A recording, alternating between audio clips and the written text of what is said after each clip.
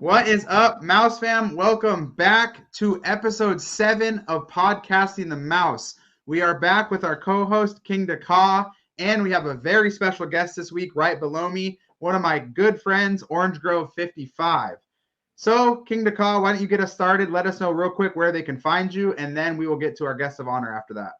Well, first and foremost, it's good to be back because I've been out for 2 videos. So I'm glad to be back. And if you want, you can follow me on Twitter at KingDaka92. And if you want to follow me on Instagram, you can follow me at KingDaka_92. Or when I finally get my page back up and running, you can follow me on my YouTube at KingDaka. That's it, spelled just like Yes, that. Sir. Yes, sir. Yeah, we lost you, King Daka, for a couple videos. We had Andrea fill in as your fill-in co-host. And for those who don't know, Karik, Andrea, and myself will be heading to Disney World. And actually, probably when this is getting released, we'll be there because we are heading out in a couple of days. So yeah, that's going to be a lot of fun. So you guys can look out for that. One of our guests down below is good friends who's on his channel a bunch. Disney Family Man is going to be there as well. So we're going to meet up with him. That's right. Yeah, we got a lot of people to meet up with, a bunch of flirty friends. So it's going to be a blast. So you guys can be on the lookout for that on my channel and King Daka's channel as well. You guys can also follow us both on Twitter. We'll be giving updates there. All right, with all that out of the way, what everyone here has been waiting for this week, the guest of honor down below, one of my good friends, probably one of my longest standing friends on Dis Twitter. I remember following this guy back before I even had a Dis Twitter account. So one of my closest friends, OG55, let them know where they can find you. And just a little bit about your channel. Awesome. Well, I want to thank you, Sean and Creek, for having me on today, man. This is a lot of fun. Like Sean said, my name is OrangeGrove 55. You can catch me on YouTube with the same name, OrangeGrove 55, where we talk a lot about the Disney parks, but we even dive into some of the corporate politics, the Peter Rice stuff, right? All that kind of corporate drama. We even dive into the movies, Marvel, Star Wars, things like that. So it's a nice eclectic mix of all things Disney, all things Hollywood. And check us out if you can at OrangeGrove 55 on YouTube. Yes, sir. And you also have a Twitter as well, so you guys can follow him there. That's got all the hot OrangeGrove 55 takes that cannot be fit into a YouTube video. So follow him there. And he's featured, Creek and I on his channel multiple times. Features, people we've had on this podcast, Theme Park Wizard, our next guest next week, Dre Vash Sky, Family Man. So make sure you guys give him a follow on YouTube. Fantastic content. Brings in a lot of great people on his channel as well. And like OG said, it's just going to bring us into our first topic. A lot of parks content, OG, for sure. I would say, especially back in the day, a lot of parks content. But lately, you've been really focusing on the business side of Disney. And I feel like it's a topic that most people don't touch about. Like, your channel is basically one of the main park channels that also focuses on the business side. So that's what we're going to get into here. We're going to talk about what I would say is the state of Disney right now. And obviously, this has kind of been a pattern of the last couple of years since COVID, where people have been more so focusing on the stock price and the CEO. And obviously Iger, had his fandom when he was CEO, but it's become more of a spotlight, it seems like now, than it ever used to be. So yeah, it's going to be a kind of general discussion we can have, but I want to talk about, the Peter Rice news. For those that don't know, just last week, Peter Rice, who was the head of TV streaming at Disney, was fired. Pretty surprisingly fired. So we can talk about that a little bit, and OG has great coverage of that on his channel. I also want to talk about just what we think about the 50th as a whole at WDW. Obviously, we're in the middle of the 50th, which should be one of the biggest deals in the history of the company, but it's not really been that big of a deal in the media. So we can talk about that. We can talk about the future of Disneyland forward, because that's a really hot topic. Chapek, as of right now, Chapek only has about 7 months left on his contract. We'll see if he's going to get extended or not. So let's talk about all of that. OG, you're the expert on this stuff, so why don't you get us started? Pick a topic of your choice out of those that I listed, but I want to hear your thoughts mostly on Peter Rice and your thoughts on Chapek as a whole right now. Okay, so the whole thing with Chapek and Peter Rice, I think what happened with that whole situation, I talked about it on my channel. I think there was something. I think Chapek was on the Peter Rice train for the longest time. I was reading a lot of these articles from the trades, Hollywood trades, and as recently as August of this last year of 2021, Chapek encouraged Peter Rice to re-up his contract, right? So they were on good terms back in August. Something came to light internally, I think recently, where Chapek was like, you know what, I can't do it. Like, I gotta let this guy go. So I don't know if Peter Rice was like leaking information or there's some kind of internal beef, but something happened recently, and that caused Chapek to act and give him the boot. Because even like all these trades we're even talking like recently, even like from a few weeks ago when they would have like these big corporate meetings, the two men were very, very buddy, and very, everything seemed normal. And then out of the blue, Chapek calls him in, fires him, doesn't give him any real reason as to why. And that's it. Something happened. Chapek found something out, whether it be leaks, something along those lines, and he couldn't have it, and he let him go. Yeah, that's super interesting. You brought up the August, encouragement of Chapek to up Rice's, contract. I didn't even know that. So that's super interesting because, yeah, to that point, this has obviously been a last 6 month thing. Like, you guys talked about on your channel, on your video about this, how, Peter Rice was an Iger guy, and Chapek's trying to distance himself from the Iger, regime, for lack of a better word. And I agree with that he is, but it's interesting that they have been buddy so much recently, and Chapek even giving Rice a stamp of approval. So you guys talked about this on your channel, and I said this on Twitter, the only way this is not a huge deal is if, one, it comes out that there was some huge, PR disaster behind Peter Rice where he was leaking something, to the trades, as you guys talked about, or some sort of like morality scandal or some, something like that, or he just had a huge internal beef with Chapek. And I really hope it's not the second one, because if it is the second one, then that's more of an ego thing that I would be comfortable with, and that's not a good sign for the, culture of Disney. I do hope it's the first one, that Peter Rice was leaking stuff to the trades or, had some sort of scandal. But it doesn't sound like the Disney company was made aware of that. And not that they should be, you don't need to make every employee aware of everything, obviously. But I do hope that it's some sort of scandal on Peter Rice's part, because if not, I don't think that's a great look, for the whole. But Kareek, what are your thoughts? I know you are more of a parks guy than business side guy, but what are your thoughts on the whole thing and the whole just Chapek, Chapek era? I mean, to be completely honest, I'm still reeling along from. I'm learning as I go. Like, I'm learning from YouTube. I saw when it did happen. I looked into it a little bit, but I feel like with Chapek in general, it's just so much controversy with this guy, and it's just his decisions, I think, just aren't on the right. Not to say that they're not on the right scale, but it's like people are so used to Disney being run one way, but when something new comes in and tries to shake it up or is trying to do something new, it's misconstrued. And I'm not in any way saying that he's. I'm not praising him or anything, but I'm just saying, like, I feel like we're just so not used to new and things being changed, or Chapek coming in is just such a big change to the company, because it's like he did a complete 180. And I would say 360, but 360 comes right back around. So it'd be normal.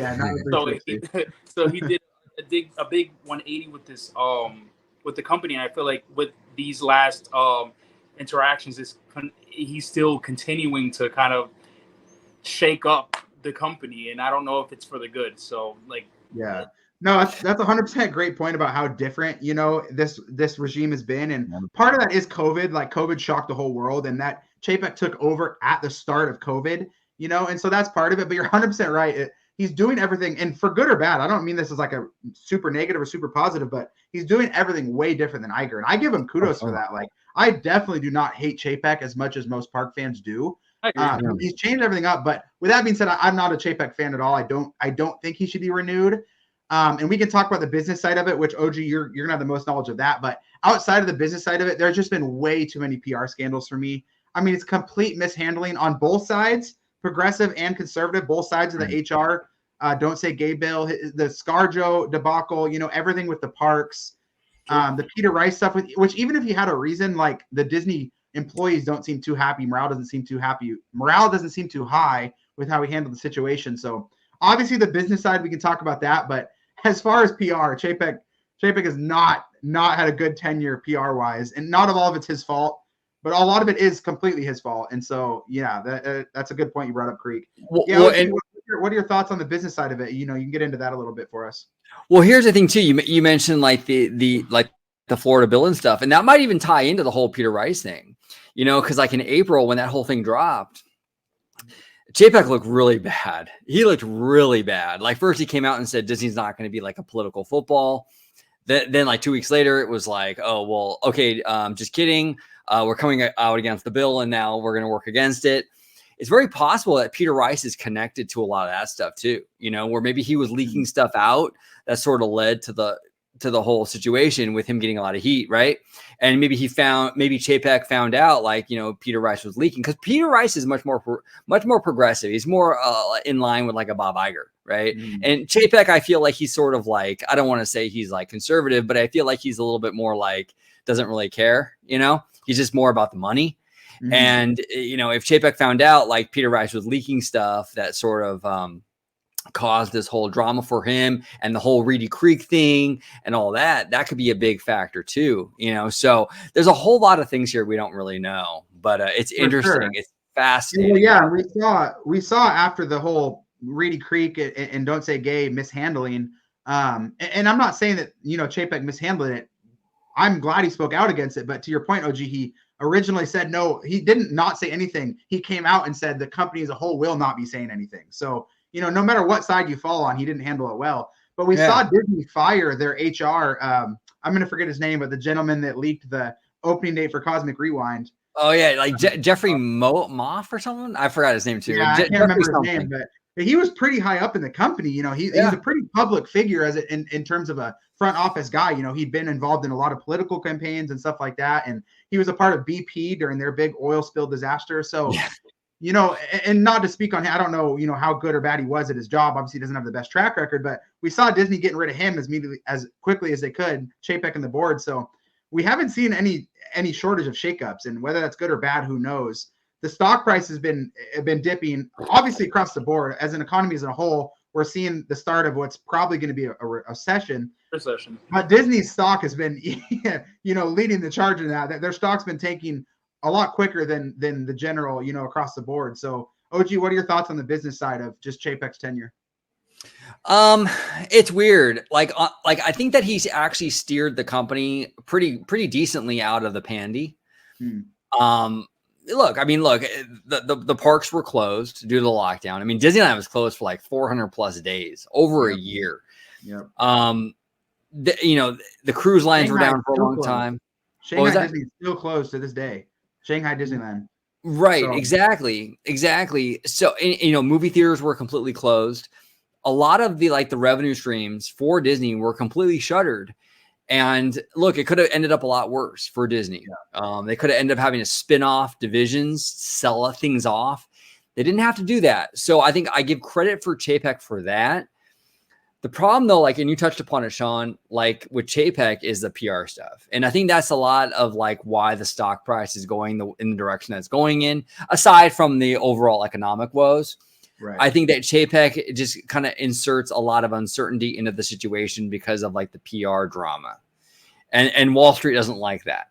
Right. So I think that's a big problem for Disney. You know, I think if you had someone in there basically doing, like, for example, if you had Josh D'Amaro as CEO doing the exact same stuff on the business end as CEO, the stock price would probably be higher just because Josh D'Amaro knows how to finesse things. And keep Wall Street's kind of nerves at bay. Chapek doesn't really know how to do that. He doesn't have that finesse. So it's like everything feels like chaotic, and it just makes it worse. I think Chapek really needs to get his PR stuff together, right? And I think if he can do that, I think everything else will kind of follow and improve. Because I think Chapek is actually really, really smart, really, really bright in terms of that business aspect. I just think that he's really, really lagging in the PR thing, and the PR thing is hurting the stock price. It really is. So well, that's a great point because that basically comes from, I mean, I shouldn't bring it up, but it's basically like Trump.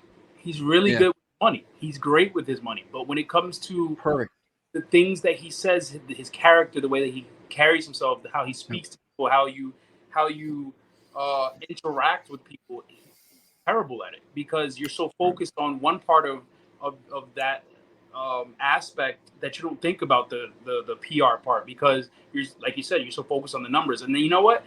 That's where I don't blame Chapek in a sense because you're running a multi-billion-dollar company. Like, Right. it's so big, so you have to think about the numbers, and that has to come first. Yeah. But he doesn't think about the repercussions of how things are said or how things are done. Right. Because Yeah. everything Oh, comes that's so secondary to it, and it's when it comes to the money. So, does he need work? Yeah, and he wasn't prepared for it. And you could tell he wasn't prepared for it. No. Even when he goes to greet the guests in the park, it's awkward. He's just like a very non-social person. Like, that comes with the territory of Disney. Like, you should be social and you should be enjoyable, and on top of the money, like, this is all a business at the end of the day. And I feel like when you say, if I'm a business person, I have to be likable. I have to be liked in order for me to get sales going, to get money flowing. So he's top where he just doesn't know how to navigate or delegate what he has. He doesn't know how to delegate. Right. So.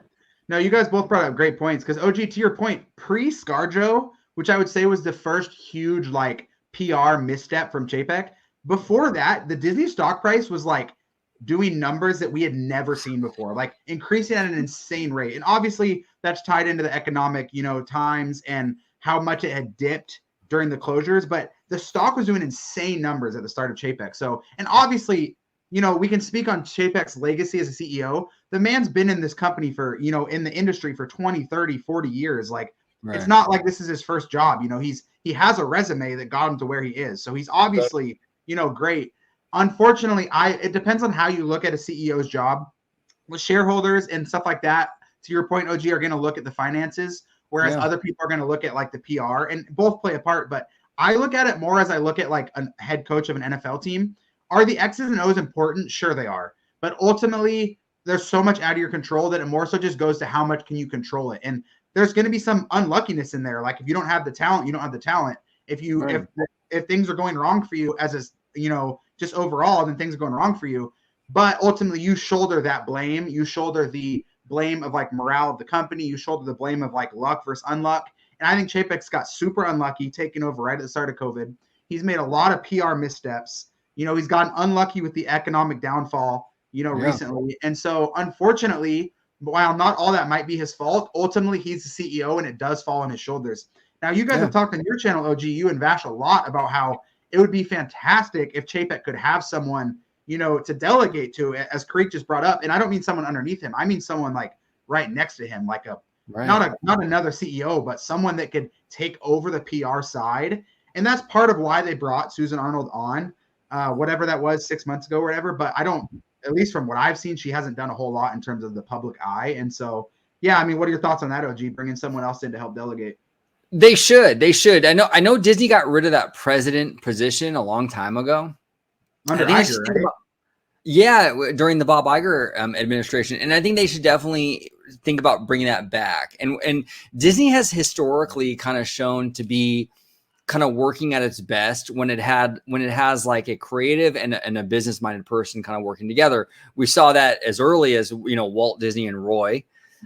We saw it with like Eisner and Wells.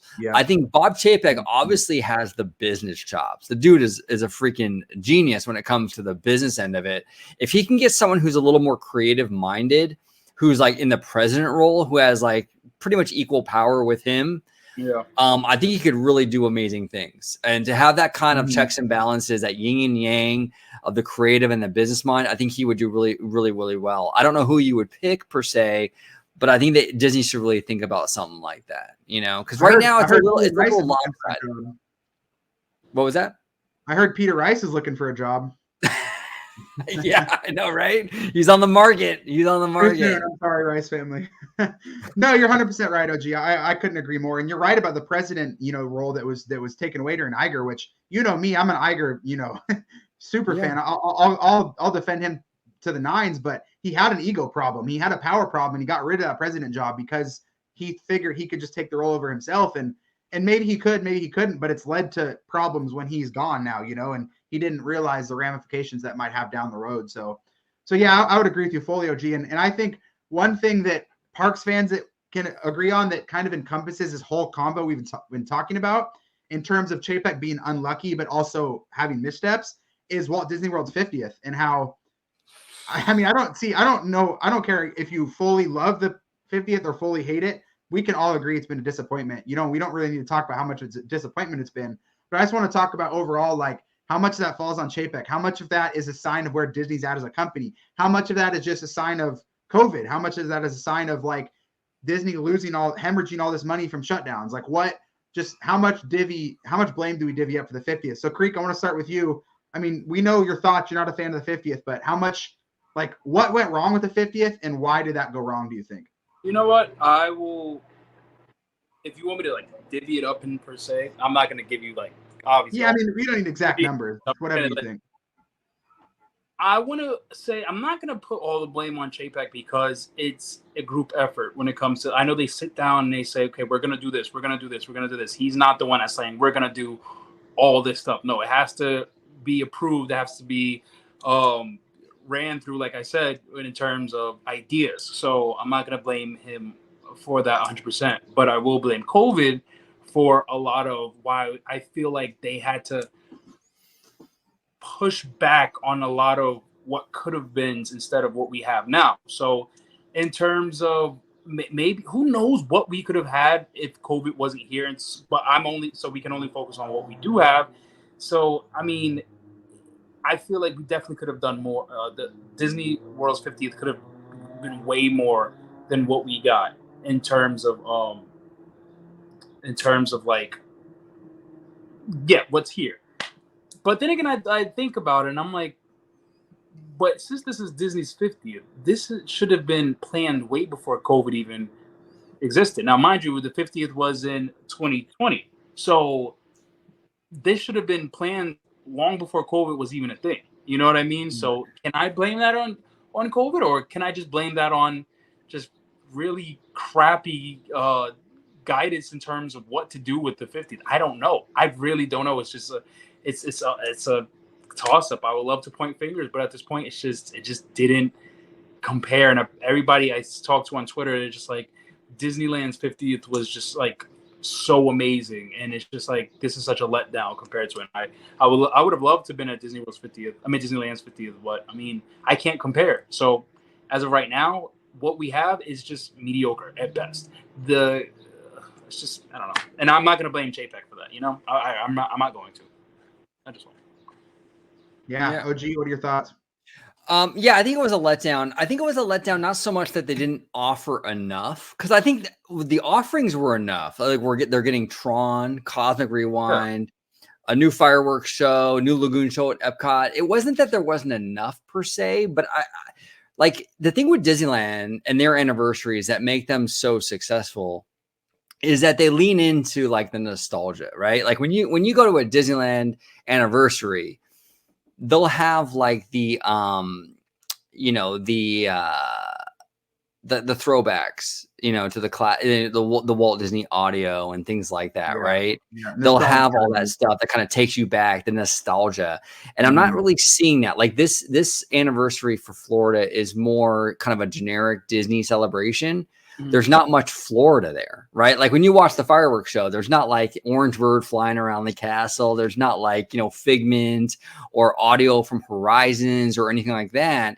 It's very much just kind of a generalized Disney celebration. I think that Disneyland really focuses on the park and its history. I think Florida, if they would have done that with the 50th, I think they would have been much more successful. It would have been much more well received. Imagine kind of like a fireworks show on the scale of like Remember Dreams Come True, but all about Florida's history, the Epcot, having Walt on the castle, talking about the Florida project, right? Having even Roy Disney audio, maybe Roy Disney's opening day speech to Magic Kingdom, things like that. Some old school Epcot audio, things like that. I think that's what this celebration is missing. Yeah. It is a connection to the resort, because it really, if you were like just completely unaware that it was a 50th and you were just walking in blind, you wouldn't know. There's nothing there that signifies this is a 50th anniversary. It's all about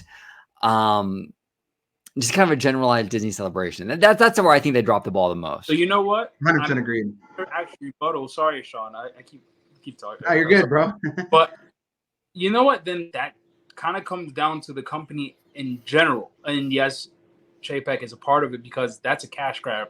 That's literally just a cash grab, because you're catering to the newer generation, like let's say, like just for instance, we're talking about the fireworks show. You're doing everything new. Those were new movies that you're showing, though. You're trying to advertise everything that's up and coming, the future of basically Disney animation. That's cool, but that's not what this fireworks show should have been. Like you said, it should have been how or the how the parks really came together in Roy's voice and Walt. That's what it should have been. But there is such cash. Literally, this whole thing was just a cash grab. Right. With all the merch, the merch that came out, just all the merch. That's about the end of the celebration. As the merch. Yeah. It's crap. I'm sorry. No, I agree. That's all it was, with all the glitter and shimmer and iridescent everything, and it's just like, bro, this has nothing to do with Walt Disney's 50th. Like, right. I don't know. Right. I fully agree with both you guys. I just got back from Disneyland Paris a couple of days ago. That's actually going to be our next podcast, talking about that. But you cannot turn a corner without knowing that it's their 30th celebration. I mean, they have a drone show that's regarding their 30th. They have a whole street parade that's regarding their 30th. They have a 30th food item at every single restaurant. Granted, Disneyland Paris does not have the restaurants that Disney World or Disneyland have, but still, like everywhere you go, like it's a 30th. You cannot escape it. Disney World, like OG said, you could walk in and be like, oh, statues. Like, that's like, when did they get the statues? Like, you wouldn't know that it's for their 50th. Like, Harmonious and Enchantment barely touch on it, if don't touch on it at all. Personally, I would divvy up the blame, not 50-50 per se, but just for the ease of talking about it, 50% to the company, whether that's Chapek or even part of Iger's regime of not preparing, and then 50% of it to COVID restrictions and just the general, where we're at as a economy. And the 50% that's on the company is a lot of what you guys talked about, and Creek, what you talked about, in not being prepared. They had 3 rides, to OG's point, Remy, Tron, hopefully soon, and Cosmic open. And honestly, we don't know about Tron yet, but from what we've seen in Shanghai, plus Cosmic and Remy, like 3 great rides, but they delayed the opening on all 3 of them, partially because of COVID, but partially because they wanted to open them up during before a big, so they opened Cosmic right before summer, even though it was ready before that. They opened Remy on October 1st to start the celebration, even though it was ready 6 months before that. And so part of that's on COVID, but part of that's on the company for just wanting the cash grab. And we've seen with how companies work right now and how important quarter over quarter growth is.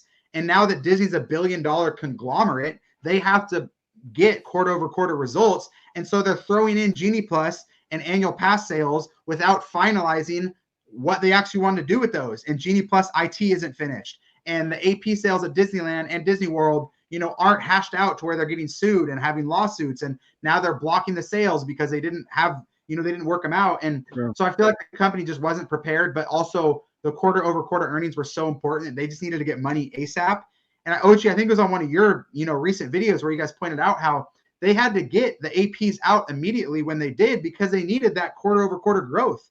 And we know for a fact that they launched Genie Plus before they were ready with the IT, because they needed that quarter over quarter growth with how much the parks were closed. And so part of that's on the company, part of it's not, part of it's COVID restrictions. They had to wait on Remy because they couldn't release a new ride with all the crowds in place. They've had to do virtual queues because COVID's in place and you can't have thousands of people lining up. And so part of that's on the company. I know I keep saying this over and over and over, but part of it is restrictions. They can only do so much.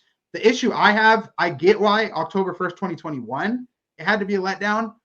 COVID is basically gone in terms of how businesses are handling it. So why is the 50th still a disappointment now? They couldn't speed up Tron to get it out. Like they couldn't we got Cosmic. That's amazing. Epcot's still a construction zone. And they're advertising the hell out of Cosmic Rewind, as they should be. It's an incredible ride. While that park is in the middle of a construction zone, and while ticket holders can't even get into that park unless they book it a month in advance because of the reservation calendar.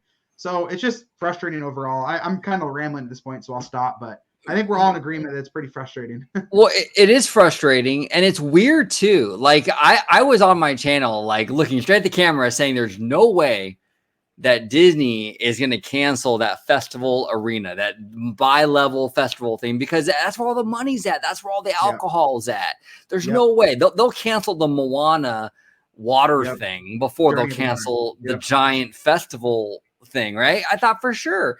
And then they go and cancel the festival thing. I'm like, what do you? I don't know. I can't even predict anymore. Yeah, it makes no sense. There's no rhyme or reason for any of this stuff. 100%. And OG, that's such a good point, because a quick shout out to Disney Tourist blog, Scott Gustin, or not Scott Gustin, Tom Bricker. Scott Gustin's another good follow. But Tom Bricker runs Disney Tourist blog, and he just wrote an article about this like a week ago of exactly OG's point. It makes no sense to cut the one thing that's going to bring you instant return on investment. Their ROI would have been recovered in like 2 years, if not less, on that thing. And Vash Sky on your channel, OG, has brought up how they had all these, festivals already lined up for this festival center. For those who don't know what we're talking about, they had a 3-story festival center planned. This is going to have multiple viewings of their nighttime show, and they could rent it out, like rentable space. And they cut it, and it's like the one thing that they shouldn't have cut. And I'm not even saying I love that idea. I'm iffy on the idea, but why would you cut it? It makes no sense. So that's a good point, OG. I'm glad you brought that up. It makes no sense. It's like money on the table. It's money on the literal table. And they're like, nah, we'll do the Moana fountain instead.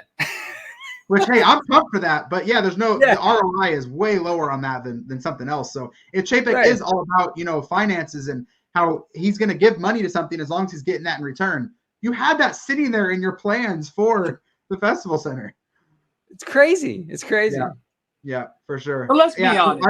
Kareem, do you have any final thoughts? Moana or a festival center? No, I'm more excited about Moana too. I'm with you. I'm pumped about Moana, and I was iffy on the festival center. Like, okay, cool, festival center. I, wanting me to see it that much. I'm just saying it doesn't make sense financially. Like, kudos to Chapek for the better creative decision. Yeah, absolutely. To not have both of them. Like, it should be before. Right. Well, they could have done they could have taken both ideas and kind of, make the Moana bar.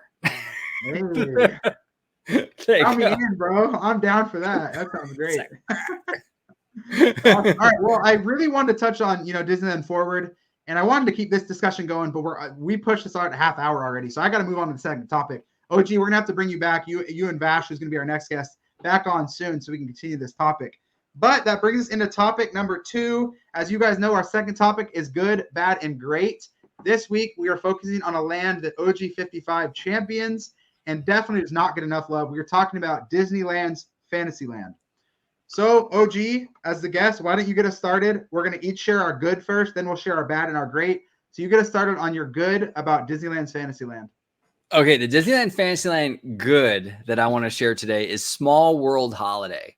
I love Small World Holiday. I love it more than the original. It's and this is kind of like a cliche thing to say, because I think a lot of fans use this a lot, like willy-nilly, but really Small World Holiday really is magical. It really is. You walk up, the lights, it's an incredible experience. I absolutely love it. That's my good for Fantasyland. I just really love that whole, all the different countries singing the Christmas carols in their own languages, and the lights, and just it really is an amazing experience. Goosebumps every single time. Love it. Love it. I was laughing during your answer, not because I don't agree. I 100% agree, but because Kareem took his first trip to Disneyland last Christmas, and Small World Holiday was closed the whole season because of their flood. No, so you're just opening up a mood here. It's the best ride, and I'm like, oh, cool. No, I 100% agree with you. That's a fantastic answer. And for every viewer out there that's never ridden it, like Small World itself is a solid ride. Do it once a trip. Small World Holiday is like every single day you have to do that ride. And Kareem went for like 4 days last Christmas, and it was closed the whole time. Sorry, Kareem. Whatever. All right, you can get your payback. What's your good on Fantasyland? So for me, the good in the whole, it's the atmosphere of Fantasyland in general, and I think it's just so I don't know, it just feels different being there compared to Disney Worlds, because obviously I'm going to compare it in my brain. It's just I don't know, it just feels like something right out of a Disney movie. The character around, and being interactive, it is so childlike and just so cool. I remember just being there the second time in February, kind of just walking around and just taking it in, and I'm like, yo, this is so dope. And then over by Small World, you just see the characters just dancing to the band and just interacting with people, even though it was still COVID restricted and with the bars, like it looked really cool. Like I loved, like I fell in love with it. Yeah. No, that's a good point. And not that this counts because it's a paid event, but Disneyland's nighttime, like paid ticket events, Fantasyland's entertainment and atmosphere is insane. Like the Christmas party, I'm forgetting the name, but the Christmas party, the sweetheart events, like every like after hours party Disney does, Fantasyland is the spot to be. So that's a good answer. Good. So my good is a pretty simple one. It's just the amount of rides. We've obviously never seen a land at Disney at any theme park with this scale of rides. Like the fact that they fit in whatever, I think the total is like 11 or something like that off the top of my head rides in Fantasyland. It might be off by 1 or 2. Like that's just insane, man. Like for one land to have that many quality rides is just crazy. So that's my good, is the amount of rides. All right, OG, we're going to get a little bit negative for a bit. What is your bad of Fantasyland? The bad of Fantasyland is the Fantasyland theater. You have this beautiful land when it comes to Fantasyland, right? And it's like this beautiful, like kind of European village, and the detail is just gorgeous, very warm. There's a lot of wood. And then you go over to the Fantasyland theater, and it's like this like vinyl and like metal monstrosity. It's just hideous. It's absolutely hideous. That's my bad for Fantasyland. I wish they would either get rid of the theater and build something else, like a dark ride there, or if they want to keep entertainment there, which, you know, I mean, that's important to a lot of people, fine, but just like spruce up the theater to make it kind of fit like the aesthetics better of Fantasyland, where it's a little more like, you know, whimsical and not just, it doesn't work for me aesthetically. I think it's pretty hideous. That would be definitely the worst part, I think, about Fantasyland. Yep, couldn't agree more. And I'm so happy that you brought that up as your bad, because I actually forgot about that. I didn't think about that. But just a couple weeks ago, I was having a conversation with someone on Twitter. Actually, my good friend Tango Joel, who I think you guys both know, who's a great follow. Everyone make sure you follow him on Twitter. We were talking about that, and he brought up the point of how important entertainment is, especially outdoor entertainment at Disney. And I 100% agree. Like, the more entertainment, the better. But that theater is so ugly. Like, I'm not saying you need to get rid of it. It just tear it down and build a new stage. I think you could build a slightly smaller theater and then a smaller like dark ride or a smaller like seating area or like that's just a huge area that encompasses. OG, you brought up how ugly it is. It's also like a gigantic area in a park that's really lacking space. So tear down that horrible, like, what is it, like canopy or whatever it is up top? Yeah. Like, it does not fit at all. Tear that down, build an indoor theater, and then either, like a really small, you know, dark ride next to it, or like a seating area or a restaurant. Good call. Well, you know, I was at the parks on Monday with Vash Sky and Disney Family Man, and we watched the Princess Fantasy Fair thing, right? Yeah. Over there, like to the left of the castle. And it's a really small show. It's a stage show, but it's really small. It's really intimate, but it's really effective. In my opinion, it's even more effective than a lot of things they do over at the Fantasyland Theater, because it's like you're up front. It's just a great show. And you're right, Sean, like maybe get rid of that big theater and create smaller stages and things like that, where they can kind of put on these productions on a more smaller scale. And I think it might be a little bit more effective. That theater as it currently sits is really just, oh man, it's just hideous. And it's just not as effective as even the smaller Princess Fantasy Fair stage. So it's so funny you brought up Fantasy Fair, because that's in the land that we're currently talking about, you know, and like is a perfect example of how you can do something just as good at 1/5 of the scale. And I'm not hating on the shows that they have at Fantasy Fair. Making the Magical Map was one of my favorite shows. And the new one that they have, I haven't seen it yet, Lion King, but it's got, you know, pretty good reviews. And so, you know, they're doing good stuff over there. But OG, your point is perfect. Like Fantasy Fair, 100 feet or 200 feet, you know, down the way, a little bit longer, whatever, you know, in the same land, is doing just as good of shows, you know, at 1/5 the scale. So great point. All right, Kareek, give us your bad of Fantasyland. My bad is the queues in every single. They're terrible. Like the chains, and like they just get smaller and smaller as you go. And I'm just glad that I am not like a super wide person, because if I was, this would be terrible. Like their queues suck everywhere. It's just true. What is this? You beautiful area with you terrible waiting spaces. Other than that, that's my bad. I mean, I don't. True. Everything else is perfect. I need to promise the viewers that Creek and I and our guests don't go over our list before, because this is like the 8th time Creek and I have had the exact same answer. That is my bad as well. The queues are awful in a land that's like so thematically immersive. I've been working on for a couple months my next ranking, which is going to be ranking all the queues. And like 5 of the bottom 7 or like 6 of the bottom 8 are all Fantasyland. Like Storybook Lane, Canal Boats, horrible. You know, Peter Pan, horrible.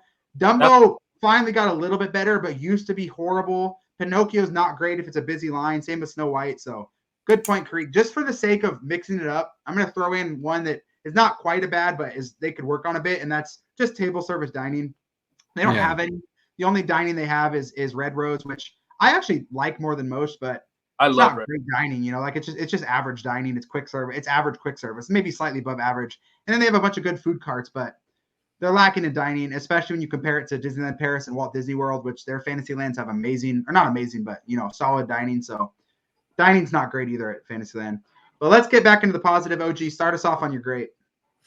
The great aspect of Disneyland's Fantasyland is the aesthetics. When Disneyland opened, it was much more of a kind of a medieval kind of energy in Fantasyland, right?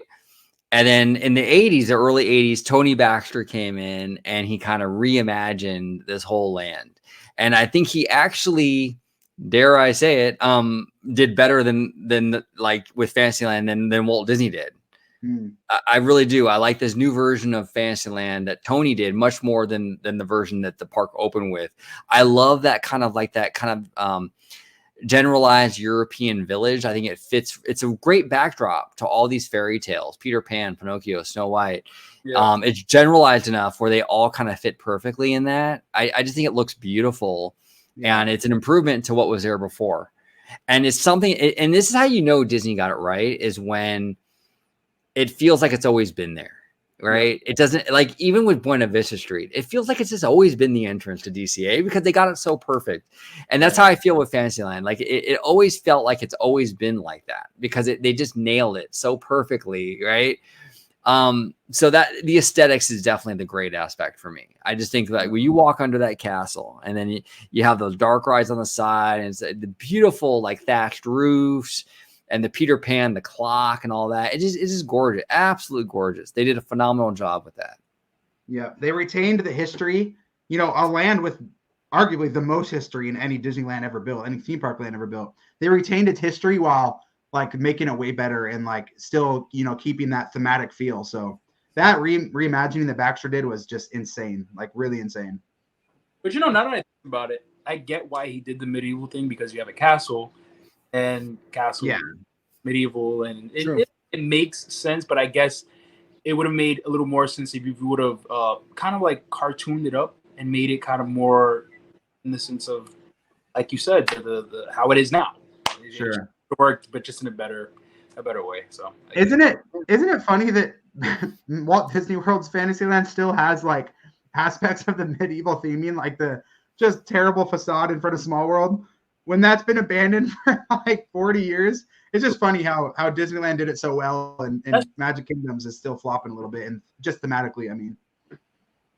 Yeah. Like with Magic Kingdom, they're still playing catch up in a sense, or not even catch up. They're trying to create more space because it's a faster revenue. So I feel like they're just taking more things out and more than, because if you want me to be honest, there is another bad to Fantasyland where everything is just too much. It just seems like a lot. And it's that's where Disney World does it better, where because everything is so much more spacious and everything is but it's taking things down, they've added, or even so it just creates more space. And I agree. I just really hate their Small World facade at Magic Kingdom. It is I agree. one of the worst facades in any park ever, and its sister has the best facade at Disneyland's Fantasyland, or Small World has the best facade ever. So it's really funny juxtaposition. But sorry, Creek, you can go ahead with your great. Very good. My great is the rides. Like these rides are, oh my gosh! Like I genuinely cannot wait to go back to Disneyland just so I can do their rides. And it pisses me off that I'm going back to Disney World because they don't have the rides that Disneyland does. Like I love my dark rides. Like that's my number one. So they have like Alice, the new Snow White, like even their Peter Pan is better, but it's just way better. And then there's the Storybook Canal. Like we have that. No, we don't have that in Disney World. So it's like, like bro, it's just so cool, and they're done really well now that they've updated the rides. Like it's even better. Like what does Disney World have in their Fantasyland? Like what? Okay, wait. Now that I think about it, their Little Mermaid is way better than Disneyland. Sure. But still, other than that, there's not much else. You have a meet and greet, and the other two. It's just.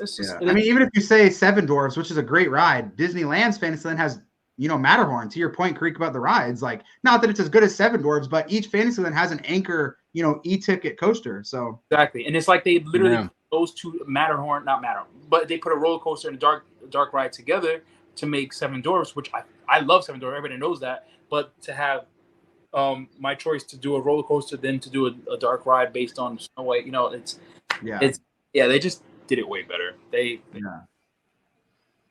did. I think that part of that comes with this is the problem. I think that like the Imagineers seem to like they treat Disneyland like a museum, like a work of art. Right. Yes. They go in there and they're very careful. Even recently with Galaxy's Edge, they were very careful in how they placed it in the land and the transition between the rivers of America. And right.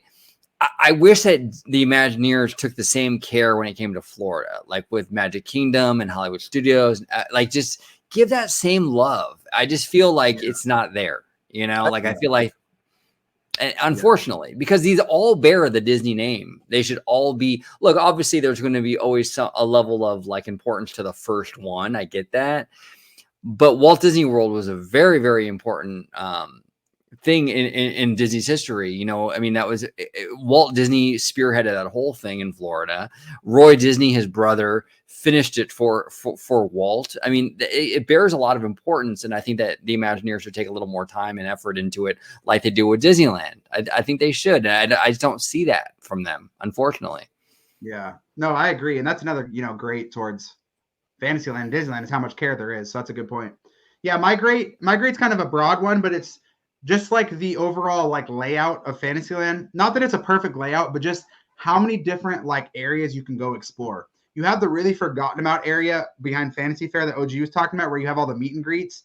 But there's like a really good, I think it's called Maurice's Treats, like a really good food cart back there. You have like a couple cool different entrances that leads to the Bibbidi Bobbidi Boutique at the castle, or you can go over towards, Frontierland. So, and then you have the area over by Matterhorn. There's like really good seating areas there. There's a couple good food carts. It's an amazing spot to just sit and chill. Then you have the backside, the Small World Mall, which has really it's a great parade route area, has really good food carts, has the Small World entrance, the Fantasyland entrance, the Fantasyland theater entrance, and then, Toontown entrance. And then you get to the actual like main Fantasyland area itself, encompassing the Storybook Land and then coming back into the, main castle area. So for how many great lands there are that only have like one route, Adventureland, Avengers Campus, Cars Land, Pandora, like all these great lands that you can more so just walk through in about 30 minutes. Unfortunately, Fantasyland, you could explore if you hadn't been there in a while and you just wanted to walk around, you could explore that for a couple hours, just walking around. And you also have the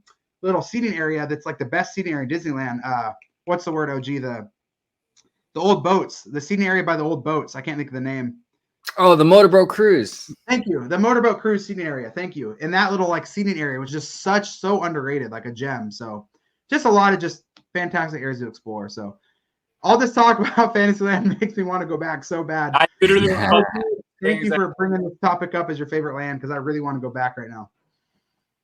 Yeah, no, it's a fantastic. Fantasyland at Disneyland is really like quintessential Disneyland. It's just like it really is like kind of like the heartbeat of the whole park. Yeah. It really is something special. I really do love it. Just get that Fantasyland theater right. Just get that theater right. Yeah, exactly. And fix those queues. Probably not possible, but at least try. Yeah. All right, you guys can let us know down in the comments your thoughts on that. What is your good, bad, and great of Fantasyland? Let us know what you agree and disagree with. That moves us on to our topic number 3, and that is our ranking topic, our top 5. As you guys know, we always try and do a top 5 related to our guest. And if anybody knows who OG is, they already know what our ranking is going to be. it has to be top 5 best Disney transportation, because OG is notorious for some transportation. I'm pretty sure it's going to be on his list there, but I'll let him share that with you guys. So with that being said, we are running behind on time, but I don't care. This is an important list, so we're just going to go one at a time. So I will share my number 5, then OG, you share your 5, Kareek, your 5, then we'll just go around, 4, 3, 2, 1. So I will get us started. We'll go 5 to 1. So, least favorite, or, best to like absolute best. So my number 5 is a sleeper hit. I'm going with the Wildlife Express train at Animal Kingdom. It's a really cool train that takes you from the main area of Animal Kingdom to the separate Rafiki's Planet Watch. Rafiki's Planet Watch is, average. It could be better. It's pretty fun. It's got a cool petting zoo and, a couple fun trails, and then the animation academy, the drawing thing. But the train itself is what I love. Just super like well-themed queue, just really fun train, takes you backstage. I'm just a sucker for trains. It's what Walt would have wanted as well. So really underrated gem is the Wildlife Express train. And OG, you can keep us going with your number 5. My number 5 is actually the Mark Twain Riverboat. I just love it because it's so scenic. It's so relaxing, so scenic. And I think it actually got improved upon when they added Galaxy's Edge, because they added the train back there. Everything looks so good. I just love the Mark Twain. Absolutely love it. Amen. Great answer. Glad you're giving it some love. All right, Kareek. Mine is going to be very boring compared to yours. It's going to be the ferry boat to Magic Kingdom. Hey, that's a good. That's a good one. Nah, it's just a calming ferry boat ride, minus all the fights that happen on there. But it's a pretty to get to one destination. Even though I low key hate that you have to take a monorail or ferry from the parking lot. It is what it is, but it's still pretty cool. It sucks. It sucks if you're in a hurry or if you're at night and there's big crowds. Like, that's when it sucks. But if you're going like casually or you're going in the middle of the day, it's actually like really nice to have that, nice boat ride. Obviously it had to be there, but yeah, no, that's good transpo, Creek. I'm with you. It's a solid entry. My number 4 to move us on is going to be the friendship boats at Disney World. Staying over there at Disney World, the friendship boats take you from the boardwalk area to the front of Hollywood Studios, and they also take you around into the International Gateway, which is the back entrance at Epcot. And I just love the friendship boats. They're not, they're not the most practical. You can usually walk quicker, but they're super fun. Like, especially if you're going in the middle of the day, like I was saying with Kareek's entry, and you're just trying to chill. It might not be the best way to like rope drop a park, but if you're just trying to chill and like just going from your hotel onto a ferry boat and just stopping at one of the parks, like it doesn't get better than that. So one thing that Disney World has that I really wish Disneyland did, and that's like a general, like, just resort area that's not like a shopping district. So Disney World knocks out of the park in that regard. So the ferry ship boats or the friendship boats, whatever they're called, that's my number 4. All right, OG. Okay, so my number 4 is the red car trolley. There it is, everybody.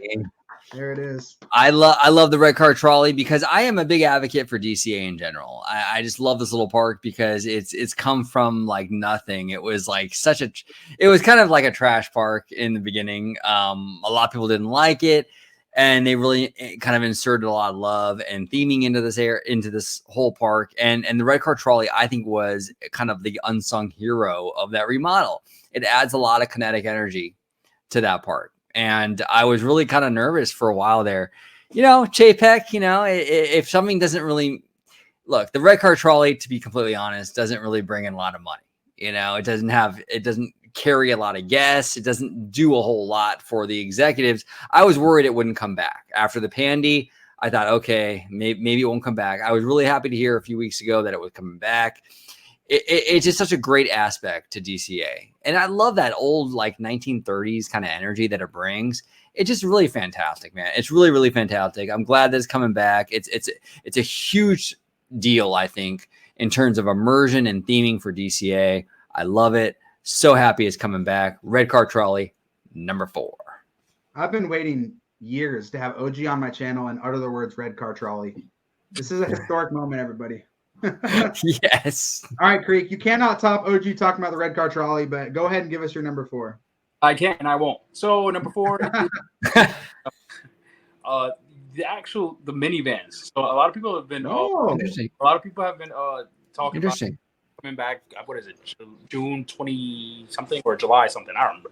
But they're coming back, and I took the minivan back in 2019, and it was actually it was a regular van, but it was just like great transportation to the park. I mean, I didn't have to walk, so it was great, and it was great. It's good for families. It's mainly built for families that have more like kids and stuff like that. It's very spacious, so Right. cool ride. It was Cool. regular. Right. You get big bonus points for an answer out of left field, man. For some reason went through every single transpo I could think of, and that one didn't cross my mind. Maybe it's just because it's paid, but in terms of like if you take the price out of it, in terms of like the thematicness of it, being the minivans, like how cool it is that they'll literally drop you off like as close to your hotel front door as you can get. The fact that, like you said, is great for families because I'm pretty sure that each one has 2 car seats. I'm pretty sure like that's like a big sell for families. So I'm not a fan of the price, but I'm more budget conscious when it comes to that. So I don't like how expensive they are. But that's a great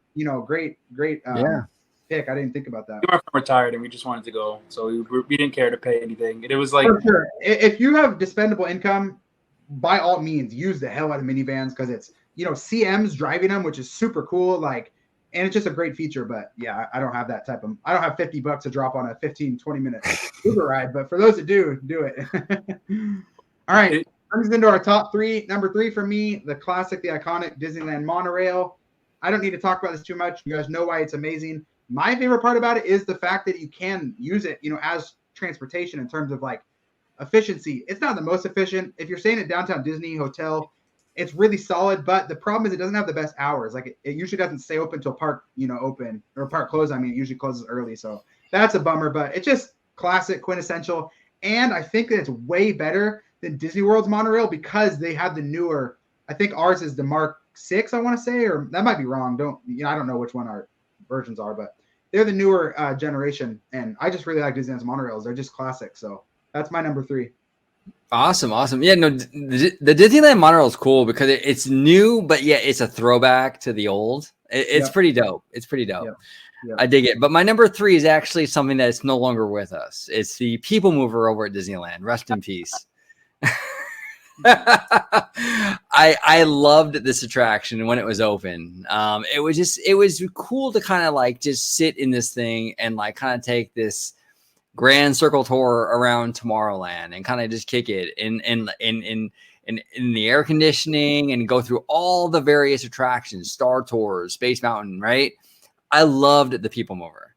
And will it ever return? I don't know. Probably not. I mean, in this new world, I can't see it happening.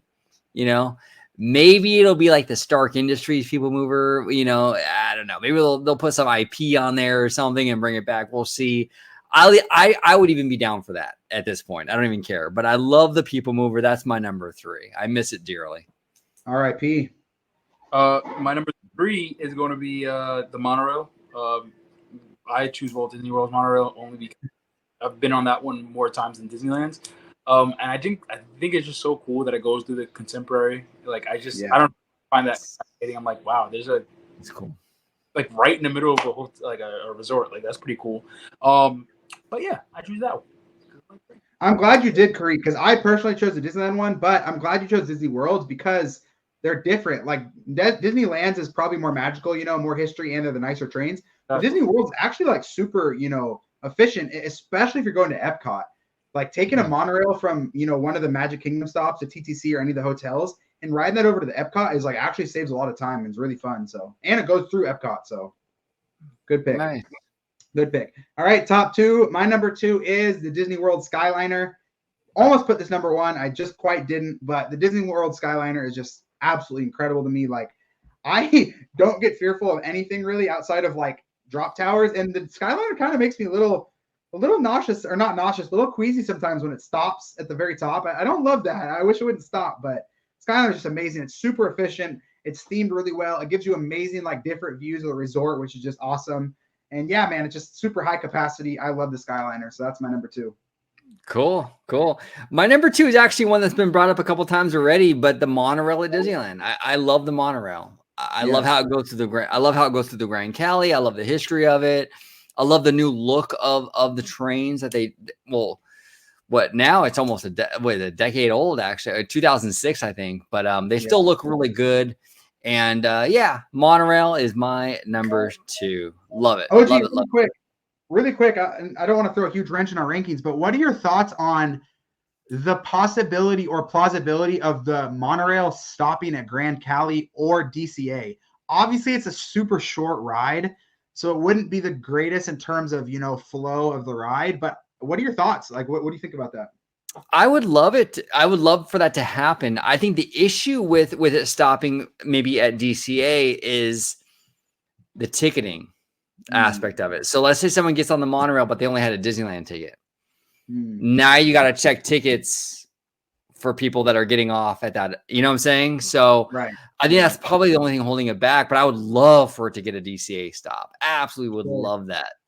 Sure. I think it'd be pretty cool. If that is an obstacle, a potential solution, and this is probably not practical, in terms of like construction and whatnot, but I would love for them to have it drop off at the Grand Cali. That way Grand Cali has entrance to DCA through their entrance. And then Disneyland, because it's still kind of a far walk from the Grand Cali to Disneyland. I mean, not crazy far, but it's not super quick. And then on top of that, you could then not have to check tickets because there's the entrance at Grand Cali. And now it might not be the best for Grand Cali guests wanting, sweaty theme park guests walking through their hotel all the time, but you can do that already if you really want to. So anyways, that's just an idea I had. That's a great point. That's a fantastic point, actually. Yeah, that'd be cool, man. That'd be really cool. I wish that the Disneyland monorail would have one more stop, and having something that is very DCA centric, like a Grand Cali stop, would be phenomenal. I'd be all for it. If they could do it, I'd be all for it. They would have to either extend the tracks or add another train, though, because it's such a short path already. So probably not the most practical, but I would love if they did it sometime. All right, Creek, sorry to derail your number 2 there, sir. Yeah, you really just cut into my time. I don't appreciate it. No, so it's weird because now I know what your number 1 is, and your number 1 is my number 2, I think. So my number 2 is the Disneyland Railroad. And so when I first went, Sean was like, "You gotta go on this, right? You gotta go." And I'm like, okay. Like, this is when I first met him. Mind you, I'm like, I don't know much about Disneyland because I'm here for the first time. I'm just like, okay, sure. I went on it and I'm just like, wow, this was so freaking relaxing. And on top of that, like, it was like the scenic routes when you go inside the caves and then you see all the stuff. It was just so dope. I was like, wow, this is so cool. And then he dropped you off in like different aspects of the park, and I was like, wow, I felt like wow, Walt Disney sitting right next to me? No, it's just Sean. I wish. Yeah. Karik and I went to Disneyland last year, and it's his first time to Disneyland. It's actually the first time we ever met in person. And we were hanging out, and we were with my wife, Jess, and Corey, who's Corey WDW for those on Twitter that follow him. And we were like hanging out, and Karik's like, what are we about to do next? Like, what are we doing? And Corey and Jess and I were all like, oh, railroad. And Karik's like, why are we doing the railroad? Like, because Disney World's railroad is, half of the height. They were version, half of what Disneyland's is. Okay. Like, it wasn't on my, like, mind you, I didn't mind doing it, but it was like, railroad. What's it on my, like, but that's why you have to say yes to things, because it turns out to be good experiences. So for sure. No, it's a solid number 2. Yeah. No, that's a very solid number 2. Very solid number 2. That's a fantastic attraction. Absolutely. Yep. And transportation. Yep. All right. That brings us into our number 1. So I'll share number 1. My favorite transportation. Wrong or am I right? Huh? Go. I'm just wondering if I'm wrong or am I right. Go ahead. All right. Oh, about my number 1? My number 1 is the buses at Walt Disney World. I just think that these are amazing buses. I think there's nothing wrong with them. They're amazing buses in every way. Damn, I tried to make that through with a straight face, but I couldn't do it. No, the buses are absolute trash. If anybody has them in their top 5, please just unsub from my channel right now. No, my actual number 1 is going to be the Disneyland Railroad, which is Creek's number 2. Was right. Now, OrangeGrove has a great list. When we did top 5 transpo, I excluded any rides that only have one stop because I like, I want to, even if it's not efficient, I want to feel like I'm getting some sort of transpo. So like the People Mover would probably be in my top 5, but I wish it had one more stop. That'd be great, but it doesn't. So Disney, please build an actual People Mover somewhere, just anywhere, and just have it stop at like 3 spots. It doesn't have to even be in a park. Just build it somewhere. But yeah, so my number 1 is Disneyland Railroad. Everything Karik said, it's just, I don't really have anything else to say. It's just magical and great. And it's a dark ride mixed with Walt's history, mixed with like actual transportation, mixed with like a fun way to see the park. So everyone make sure you ride the railroad. OG. Yeah, no, 100%, 100%. And that is actually my number one as well, the Disneyland Railroad. Oh. I went on it this past Monday. I absolutely love it. It's quintessential Disneyland. You get on that thing and you go back to the primeval world and the Grand Canyon, and it's just so good. The sights, the smells, all of it. It's just so Disneyland, and I absolutely love it. That's by far my number one. Absolutely adore it. Great answer. Absolutely love it. Oh, my number one. I thought we were done. Greek, you don't get a number one. Where the railroad is the only answer. Yeah. Okay. What's that? All right. My number one is the Skyliner. I love the Skyliner because it's a ride outside of the ride that is free, and it is just so cool. And the first time I ever went on it, it stopped in the middle of the street, and I'm like, wow, this is just like I usually don't get scared of heights, and I mean I didn't get scared then, but I was just like, I don't know, it was just really cool. And then when it comes down, and I feel like you're about to crash into the next one, and it's just really fun, and it's so relaxing once you get over like your fear of heights and stuff. Just to so the time that I went for the first time, it was like during sunset, and I'm just sitting there, and I'm just like the breeze is actually coming through, and in that Florida heat, that was just like I loved it, and I was like, I've been addicted ever since. Like, I'm like, nope, I gotta stay at Pop or Art of Animation just so I can do the Skyliner. So I love it. I can contest. I booked this guy's vacations for him as a travel agent, and this man, I don't care what deal I offer him, he says no to the deal and just says book me at Pop. Because he'll Pop the Skyliner no matter what. Yeah. I can give him a deal on like Grand Flirty, and he'll be like, nope, I want Pop because literally the trip that we're going on now. I was like, so we're not staying at Pop because I want to go on the Skyliner so bad. Honestly, no, I'm glad you brought up too that it's free, Creek, because in this era of like nickel and diming at inside the parks, the fact that you can just go and like ride this thing without like park entry or anything, and it's legit like a solid ride. Like other like parks and zoos and stuff have this ride, and it costs like $10 inside the park. So no, I agree with you. Fantastic ride. All right. That is our ranking. Everybody let us know down in the comments why Red Car Trolley is your number one. Please let us know your top 5 as well. Thank you guys so much for that ranking. That's moving us into our topic number 4, and this is when we're going to be focusing all on the man down below, OG55. For those that don't know, OG55 is actually my inspiration to get started on YouTube. Back in the day, I'm not going to share my story now, but I did not get started at Disneyland as like a fan until late in life. I didn't go as a kid. I didn't, fall in love until recently. And so, but I've always been into YouTube. Like I'm big into sports. So sports YouTube, movie YouTube. And randomly, I think it's from a movie video or something, this man OG55 popped up on my channel. And so I've been following this man since like my love of Disney started way before I was on Diz Twitter or anything like that. So we've been friends on Twitter for a while, probably, at least 5-6 years. Yep. Anyways, I'm stealing your spotlight, OG. Go ahead and just share whatever you want to share, but mostly like focus on like, how you got started at Disney, how you got started with your channel, like where your passion came from, all that good stuff. Cool. Well, yeah, I mean, my love for Disney started pretty early on. In the 80s, growing up as a kid in the 80s, I was more like into non-Disney stuff. Surprisingly, I was more into like Transformers, GoBots, He-Man, Nintendo, all the typical 80s kids stuff, right? But once that Disney Renaissance started in '89 with Mermaid, and then we had Beauty and the Beast, and we had Rescuers Down Under and Lion King and Aladdin.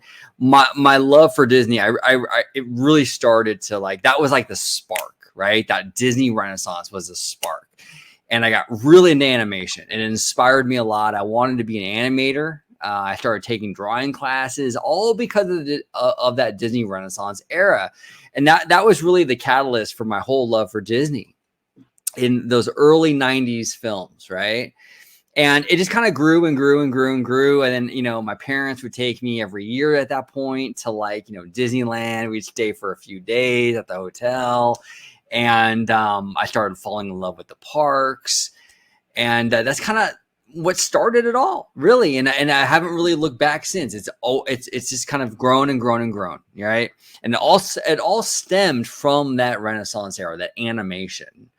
Now, in terms of like my channel, though, that whole inspiration kind of started around like 2014, 2015. I was really big on like when I would go into like log into YouTube and stuff, right? Like in 2014, 2015, I would be like heavily into like Collider and like Jedi Council, following all the Star Wars stuff leading up to like, you know, The Force Awakens. So I was a huge like Christian Harloff fan, John Campea fan, and how they would break down these movies, and even not just Star Wars, but like, you know, just movies in general, right? And they would sit around like a panel and just kind of geek out, analyze, and speculate. And I was kind of thinking to myself, man, I'm a huge fan of this stuff, but we don't really have anything like this for like theme parks. Like everything theme park related at that time was like in-park vlogging. Like, hey, I'm here at the parks. I'm going to ride this attraction. Hey, I'm here at the parks. I'm going to eat the churro or the new Dole Whip. But there was not anything like a Christian Harloff, Campea kind of thing where people are sitting down and like discussing these things. Yeah. And I'm like, I really want to do that, right? I really want to do that. I want to get it up in front of the camera and just talk about the park, speculate, nerd out with people, like-minded people that were into this stuff too. So that was really my inspiration. It really wasn't even like, you know, Disney vlogger, like Disney park vloggers. It was more Christian Harloff and Collider and Campea and people like that. And even like political vloggers. I was a big Bernie bro back in the day. I was following a lot of like, you know, political channels and things like that. And they would do kind of similar content, get in front of the camera, talk about a topic, you know, like 10-minute segment on one topic. So that was really my inspiration. So that's really what inspired me to do this. I'm like, all right, I'm going to do this. So I started to make YouTube videos. I'm going to do one topic per video. I'm going to kind of break it down. And then it just kind of grew and grew and grew. And then after a few years, you know, I met the family man, you know, George. I met Vash Sky and brought them on. And I got to say too, like for real, like, the channel as it stands today would not be the same without those two guys. I mean, they bring so much to the table. I am forever grateful for everything they do for the channel and their friendship.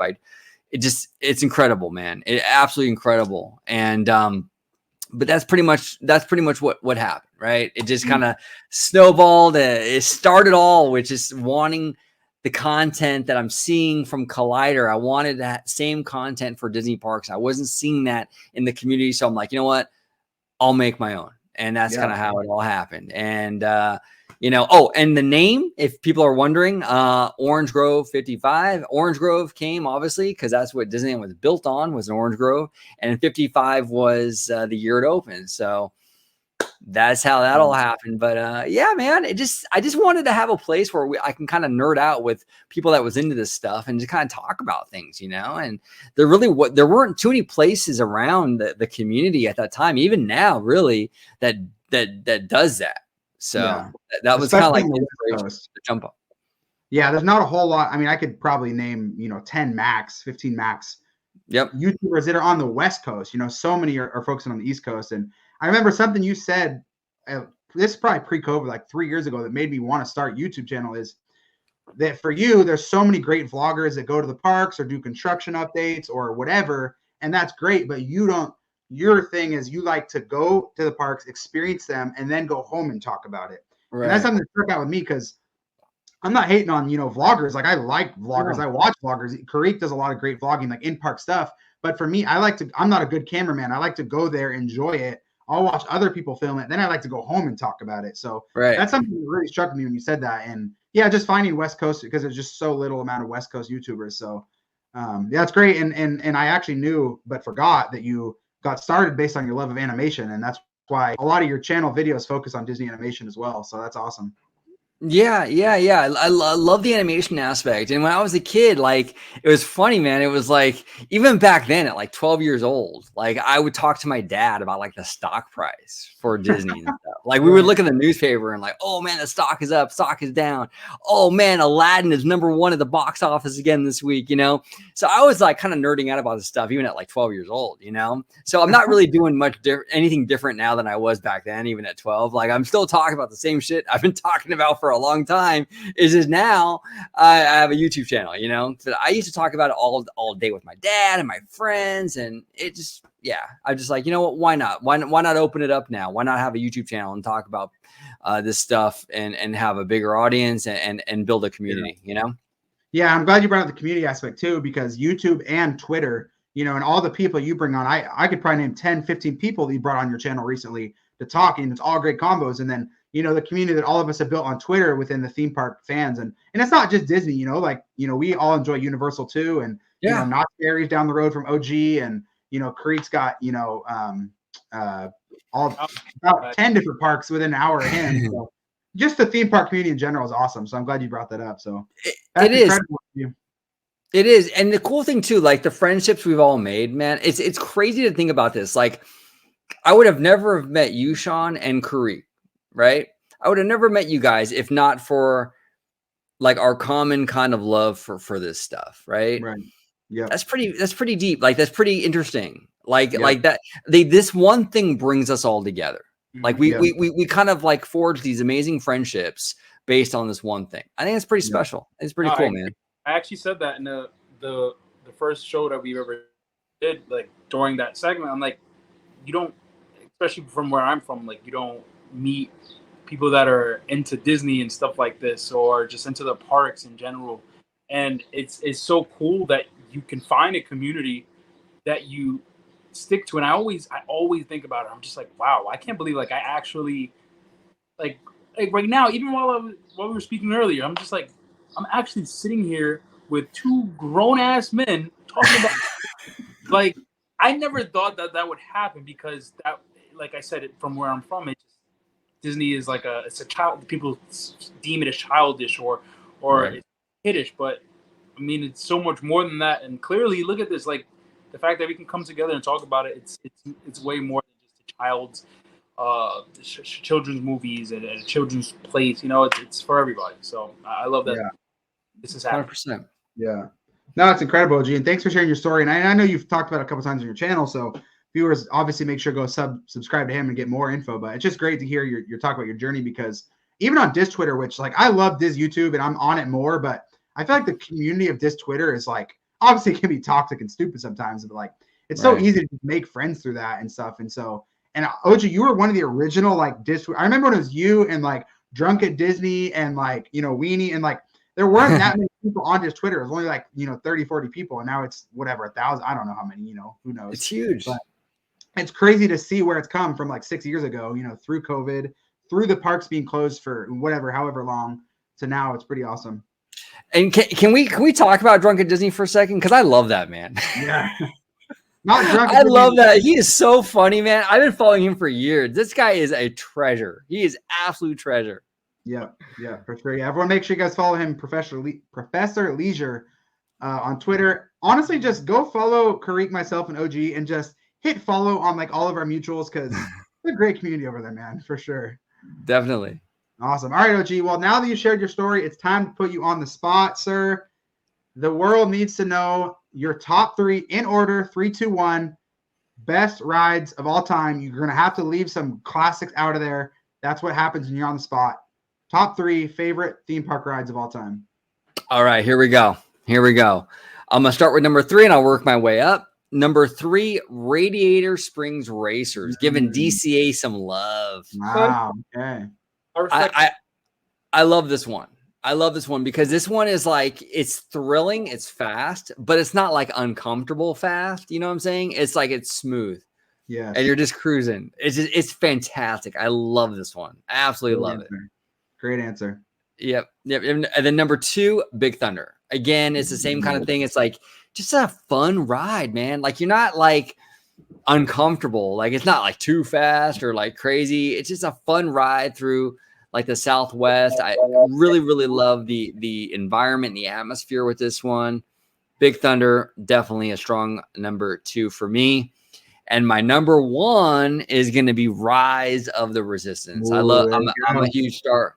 Yeah, man, I'm a huge Star Wars guy, and I love Indiana Jones. And this kind of takes Star Wars and the Indiana Jones adventure, and it's kind of right together, right? It's both of these awesome worlds together. It really is just a masterpiece of an attraction, and just phenomenal stuff, man. Phenomenal stuff. So those are my 3. I got Radiator Springs Racers, Big Thunder, and number 1, Rise of the Resistance.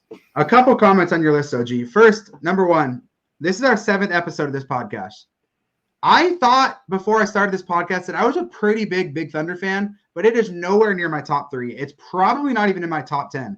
OG, you are the 5th guest out of 7. Actually, you might be the 6th guest out of 7 to have Thunder in their top 3. Am I just a Thunder hater? Like, how that's in everybody's top 3? It's weird. For me personally, I just love how it's one of those attractions where it's like, okay, like for a lot of people, Space Mountain is too much, right? It's like, it's a little too intense. But then you don't want to go on like something like, like a Fantasyland dark ride, which is super slow. Like Big Thunder is really that kind of Goldilocks where it's like, man, you get a thrill, it's fun, but it's not too much, and that's why I love Big Thunder. It's kind of like that middle Goldilocks area where it's thrilling, it's fun, but it's not too crazy. It's not like the Incredicoaster, nothing too intense. It's right there. This is perfect. I need to go reevaluate my spot of Big Thunder on my rankings. Just ranking the Mouse and Epiphany right now, man. I love it. My second comment is before Galaxy's Edge got built, when it was first announced coming to both coasts, it got so much hate for the spot, the placement in Disneyland, and I'll even take some blame. I was part of that. Not that I was super against it coming to Disneyland, but I felt like it needed to be in a third park. But you championed that land actually fits perfectly thematically in Disneyland Park, the classic Walt Disneyland, because to your points, it's about princesses and fairy tales and like stories and then also like the frontier and like the Wild West. You champion that land. So the fact that you have Rise number 1, like I feel like you deserve that. Like you were championing this land at Disneyland before most people were okay with the fit. Well, thank you, Sean. No, yeah, I really, and I still believe that. I think that Star Wars is one of those unique franchises that plays to pretty much every aspect of Disneyland. Like you said, it's a princess thing. It's a cowboy Western thing. It's new frontiers, storytelling, the music, the creatures. It plays into, if you took every land pretty much in Disneyland and kind of mushed them together, you'd have Star Wars, Tomorrow, Frontier, Adventure, all of it, So it fits perfectly in Disneyland. And I think they did a great job at transitioning it. It's not like obnoxious where it's like, you're not seeing. It's obnoxious to Hollywood Studios compared to Disneyland. Kind of, yeah. I mean, they definitely transition you in a way where it's like it's kind of hidden, but you can see the rock work and stuff, but it respects the rivers of America. I don't know, man. I really thought it was well done, and I think that this is something that fits really well. Look, you have all these lands in Disneyland. You have Fantasy, Tomorrow, Frontier, and now you can visit another planet. It just seemed fitting. It seems fitting. I don't know. In my opinion, I think it works really, really well. I'm with you, Creek. What are your thoughts on his top 3? I love it. Yes. No, Superman. I feel as though you should have put Radiator Springs Racers higher, but that's just me. I completely understand. Even if it's top 3, I am completely okay with that because I absolutely love Radiator Springs Racers. I think that is one of the best rides that they have ever come up with, but that's just me. What else? Yeah, Big Thunder Mountain. I don't get the hype. I do get the Disneyland hype, 100%. The Disney World hype, I mean, there is no hype for Disney World Big Thunder Mountain, so I completely do understand. Is it in my top 10? Might be. Maybe. Just maybe. Well, other than that, I completely agree with your list, and I actually love your list more than some of our guests on here. Because some people are just like, but your list fits you. Like it's very. Yeah, it fits you, and it's a solid list. Number 1 already. I'm shocked. Red Car Trolley though. No Red Car Trolley in the top 3. Shocked by that one. Knew what it was going to be already because I know that you're a big Star Wars fan. So I was waiting for that. Right. All right, OG. Last one. Last time on the spot. We need your number 1 most anticipated ride that you've never been on. It doesn't have to be like it can exist already, or it can be, they're building it now, but just your number 1 ride you anticipate the most. My number one ride that I haven't been on that I want to go on the most would be Mystic Manor in Hong Kong Disneyland. Good one. Good answer. I want that. I want to go on that so bad. That's a bucket list situation. I want to go on that so bad. That looks so dope. And I think that kind of attraction is kind of a dying breed because like I don't think like at least with domestic parks, the non-IP thing is the thing of the past. Yep. Like we'll never see Mystic Manor here in California. Now we might see like a Mystic Manor type of attraction that seemed to like Encanto or something, but we'll never see like this version of the attraction here because it's not an IP, you know? Yeah. So I just would love to go down there and check that out. It looks cool as hell. But this is really short. I feel like now, especially nowadays, we're done with whole original ideas. In terms, it's all about adding to the IPs because I feel like that's what the general. So now there's two. Sorry, Sean. We'll wrap this up. But there's two consumers. There's this Twitter consumers, and then there's literally the others, and the others are tourists that only know the Disney movies. So when you come to Disney World and you don't see a lot of rides pertaining to these Disney movies that these kids are dying to see, then that kind of that raises a mini uproar. Whereas people on just Twitter, we're so in love with the original ideas and the original, rides that came before. People come here to see Disney. You know what I mean? Yeah. So like this is the era where we're officially just done with newer ideas. Maybe not 100%. Maybe we might get one thrown in, but with every one, there's going to be another IP ride behind it, just so ease in, that newer ride. So to be fair to both sides, though, and to OG's point, Mystic Manor would literally be perfect for Encanto. Like just the Encanto, totally. Just the whole casita and like the whole trackless nature of what Mystic Manor does, and like. I'm trying to avoid spoilers, but like what Mystic Manor does in terms of like everything coming to life and like things coming to life that you wouldn't expect and like taking different turns based on what car you're in. Like it's just screaming Encanto, Casita, Dark Ride. And the States don't have Mystic Manor. Obviously we have like Mickey and Minnie's Runaway Railway, which is kind of close. And obviously we have Haunted Mansion. It's kind of a combo of those two, but the States would be pumped about it because we don't have that ride system yet. And I mean, we do similarly, but not exactly. And Encanto would be the perfect fit. So it's not a matter of when or if, it's a matter of when on that one. Yeah. Oh, I would love to see it. Put that in DCA. That'd be phenomenal in DCA because it gives DCA something totally unique. Sure. And then I think California Adventure needs like a little more Latin inspiration in there. I mean, that culture is so important to California.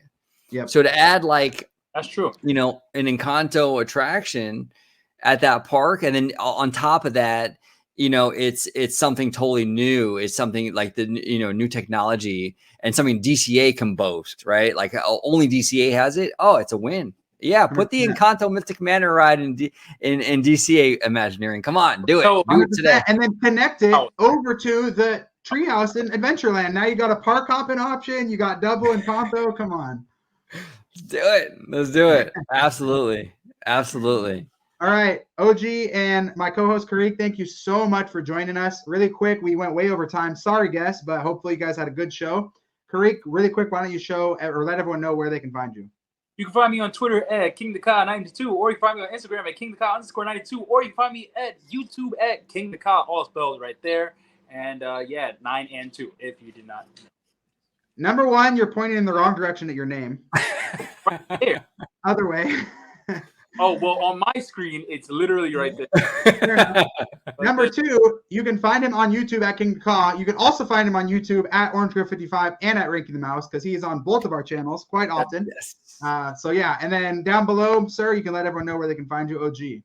Well, I just want to say thank you, Ranking the Mouse, Sean. Thank you so much for having me on. Karik Taka, King Taka, Karik. Thank you, sir, as well. You guys have been so gracious today, and I had a lot of fun. I had a lot of fun. You can find me on Twitter at OrangeGrove55, or you can find me on YouTube, OrangeGrove55. And both of you gentlemen have been on my channel before, and they will be on again, many more times in the future. So Yes, sir. That's where you Yes, can find sir. me. So viewers, go ahead, make sure you subscribe and follow both of them on YouTube and on Twitter. They have good Instagrams too, but honestly, you know, Twitter and YouTube, that's the place to go. Karik is just posting like mirror pics on Instagram, so you probably don't need to follow that unless you're really thirsty. If you So want, you guys can make sure you follow them. Let us know in the comments what you thought. Thank you both so much for joining us. Until next time, peace.